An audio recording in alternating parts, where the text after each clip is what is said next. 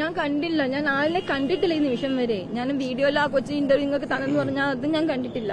ഞാൻ ആകെ കാണുന്നത് എന്റെ കുട്ടീനെ സ്ട്രെച്ചറിൽ എടുത്തോണ്ട് വരുന്ന ഒരു വീഡിയോയാ. അത് മാത്രമേ ഞാൻ കണ്ടിട്ടുള്ളൂ.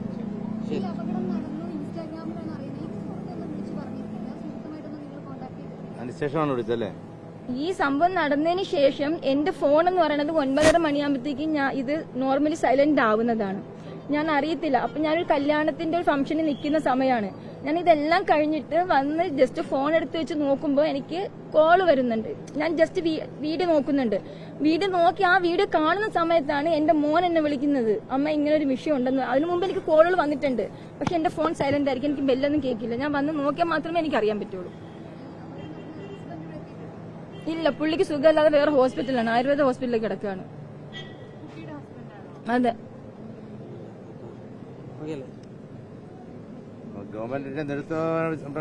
എന്റെ കുട്ടിക്ക് പെറ്റ ചികിത്സയാണ് എനിക്കിപ്പോ വേണ്ടത്. കാരണം ഇത് നിങ്ങൾ തന്നെ കയറി കണ്ടാൽ നിങ്ങൾക്ക് അറിയാം.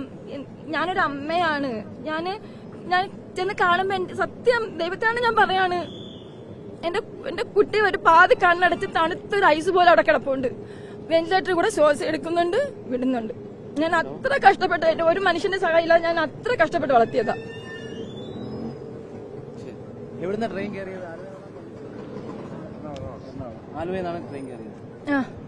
കേറിയിട്ടാണ് ട്രിവാൻഡ്രത്തേക്ക് വന്നത്.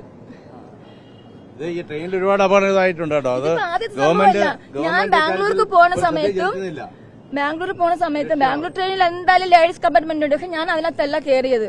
ഞാൻ തൊട്ടടുത്ത് ജനറൽ കമ്പാർട്ട്മെന്റ് ഇരിക്കുമ്പോൾ ലേഡീസ് കമ്പാർട്ട്മെന്റിന്റെ ബാത്റൂമിനകത്ത് ഇതുപോലെ ഒരുത്തം കയറി ഇരുന്നിട്ട് അവിടുത്തെ പെണ്ണുങ്ങൾ ബഹളം ഉണ്ടാക്കി അടുത്ത സ്റ്റേഷൻ എത്തുന്നത് വരെ അവർ പേടിച്ചിരുന്നിട്ട് പോലീസുകാരെ കൊണ്ടുവന്നിട്ടാണ് അയാളെ ബാത്റൂമിനകത്തുനിന്ന് എടുത്ത് വെളി കളയുന്നത്. അത്രയ്ക്കേ ഉള്ളൂ. കാരണം ഞങ്ങൾക്ക് ചില ട്രെയിനുകൾ നമുക്ക് ട്രിവാൻഡ്രത്ത് നിന്ന് എടുക്കുന്നതുണ്ട്. നമ്മൾ എവിടെയാണ് നിൽക്കുന്നത് അവിടെ നിന്ന് എടുക്കുന്ന ട്രെയിനുകളുണ്ട്. അതിനകത്ത് കയറിയിരിക്കുന്ന ഒരാളിനെ ഒരു മനുഷ്യനും കണ്ടില്ല എന്ന് പറഞ്ഞാൽ എങ്ങനെ? നമ്മൾ പിന്നെ ഇപ്പൊ ലേഡീസ് കമ്പാർട്ട്മെന്റിൽ നമുക്കൊരു സുരക്ഷിതത്തില്ല. ഇപ്പൊ നമുക്ക് എവിടെ കിട്ടുക? ജനറലിലും കിട്ടത്തില്ല. അത് എത്രയോ സംഭവം നിങ്ങൾക്ക് തന്നെ അറിയാം, എത്രയോ സംഭവങ്ങളുണ്ട്. പിന്നെ എന്റെ മോളെ സംബന്ധിച്ച് അവള് ഒരു തെറ്റ് അവൾക്ക് ഇഷ്ടപ്പെടാത്ത രീതിക്ക് കണ്ടുകഴിഞ്ഞാൽ അവള് സംസാരിക്കുന്ന കുട്ടിയാ, അവൾ പ്രതികരിക്കുന്ന ഒരു കുട്ടിയാ. അയാൾ കാണിച്ച തോന്നിയത്തിന് അവള് ചോദിച്ചത് അല്ലെങ്കിൽ അവള് പ്രതികരിച്ചത്, അതിനാണ് അവൾക്ക് ആ ഇത് കിട്ടിയത്. ഇത് ഇപ്പൊ എന്റെ കുട്ടിയല്ല, നാളെ വേറൊരു കുട്ടിയാണെങ്കിൽ ഇതാണ് അവസ്ഥയെങ്കിൽ എന്തായിരിക്കും?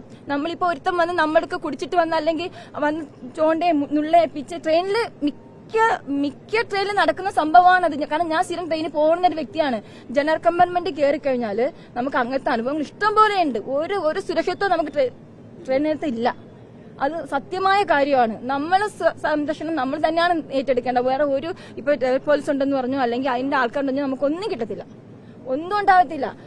അത് കഴിഞ്ഞിട്ട് നമുക്ക് ആകെ ഉള്ളൊരു സമാധാനം എന്ന് പറയുന്നത് ഏതെങ്കിലും നല്ല ചില മനുഷ്യർ ആ ട്രെയിനകത്ത് ഉണ്ടെങ്കിൽ അവരുടെ ഭാഗത്ത് നമുക്ക് നല്ലൊരു പ്രതികരണം ഉണ്ടാവും. അല്ലാതെ കുടിച്ചും കൊണ്ട് എത്രയോ പേരാണ് അതിനകത്ത് കയറി വിഷയം ഉണ്ടാക്കുന്നത്, ഒരു മനുഷ്യനും ചോദിക്കത്തില്ല.